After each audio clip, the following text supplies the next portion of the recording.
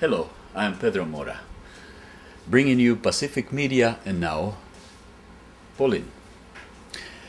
From the World Peace Forum, we present today the closing workshops with three speakers.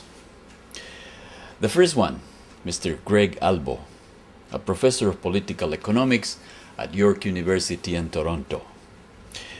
He questions the neoliberal stimulus packages designed to revive a failing capitalist system.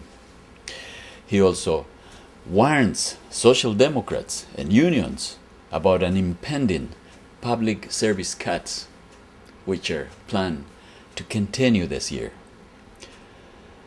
Here is Greg Albo. We are in the midst of the deepest economic crisis in 80 years, since the 1930s, in effect. The amount of budgetary deficit the U.S. is going into is about $600 billion, or about 6% of GDP. That means there's a huge debt buildup that's been in response to what was a debt crisis.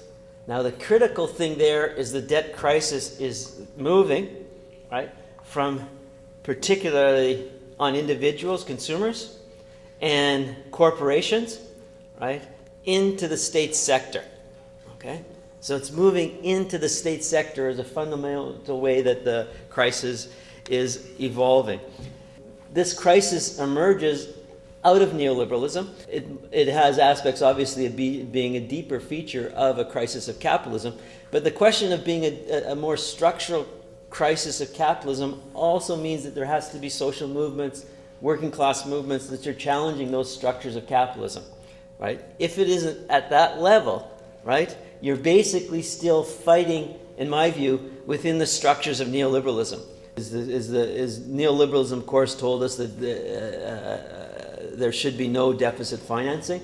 And what's occurred in response to the crisis is been a massive turn to deficit financing. And, of course, the coordinated campaign across the G20 to move into deficit financing in the order of 2 to 5% of gross domestic product.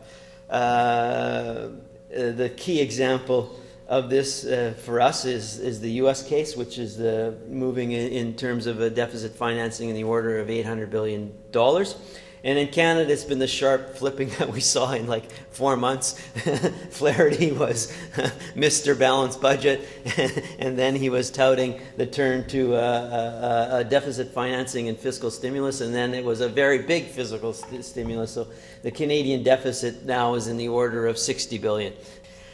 Now, it's important when we look at that itself about what it means. And so when we look at it, you've got to remember that when they have done this fiscal stimulus, right, they maintained a lot of neoliberalism in the actual contents of it. Okay? That is, about 40% of the stimulus is tax cuts, right? And tax cuts that are to be permanent tax cuts, because no government these days says we're not engaged with temporary tax cuts and we're going to jack them up in a period. So a lot of that fiscal stimulus, right, is following a tactic that the neoliberals have consistently used, right? Cut taxes whenever you can, and then lock them in as permanent cuts. And going back through the structure of neoliberalism, we know that that's what they have done historically in emergency situations, going back to the early 1980s. You would take advantage of that and cut taxes. I think we need to think about where we are, not only in neoliberalism, but what I would call the great rollback that's coming, or I would fear is coming. I think, and where that puts us. I think you've got to remember that in the 1980s, the development of neoliberalism curbed wages and union power across the 1980s. The 1990s and the first Iraq War and the move towards U.S. unilateralism that occurred after the 1990s led to a development across the 90s of cuts in welfare states and social programs. This week, the IMF last week now, the IMF released a report that laid out the strategy for exit from the fiscal stimulus. They called for 10 years of austerity. Right? This is the same strategy we got 2 weeks before in Canada when the Toronto Dominion Bank released its report on where Canadian fiscal policy should go at both at the provincial and federal levels. This is important because the TD Bank is absolutely close to the main provincial governments and is extremely close to the federal government. They're calling for the same things. New Brunswick has just cut 700 public service jobs. Alberta's gone on.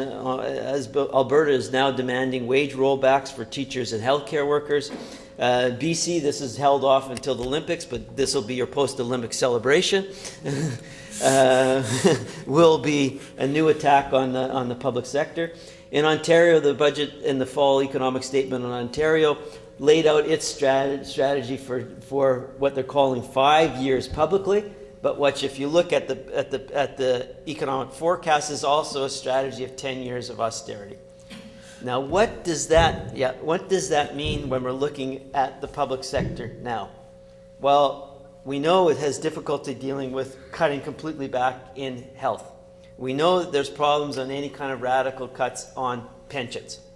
This means that if you think about it, 20 years of neoliberalism has cut a lot of back of the rest of the state. This means that the main way you're going to get austerity in the public sector has to be public sector wages and working conditions, which are about 70% of the expenditures in the public sector.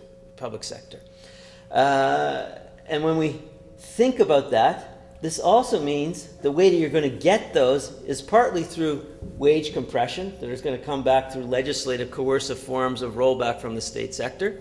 But it also means that they're going to massively experiment in outsourcing and further contracting out of work. The British government has just put forward, and this is the British government under a social democratic government, proposing the outsourcing of 60,000 jobs as an experiment to see outsourcing, I should say, and offshoring, right? 60,000, Britain, right? Just announced it as a proposal. If they have any measure of success, this will spread. And what's occurred in Britain experimenting in this area has always spilled over to Canada. And I think that the difficult parallel that we have to take in account is the way that through the 1930s was rolled in the direction of a harder and harder and more authoritarian state. In my view, we're moving more and more in the direction of the authoritarian phase of neoliberalism.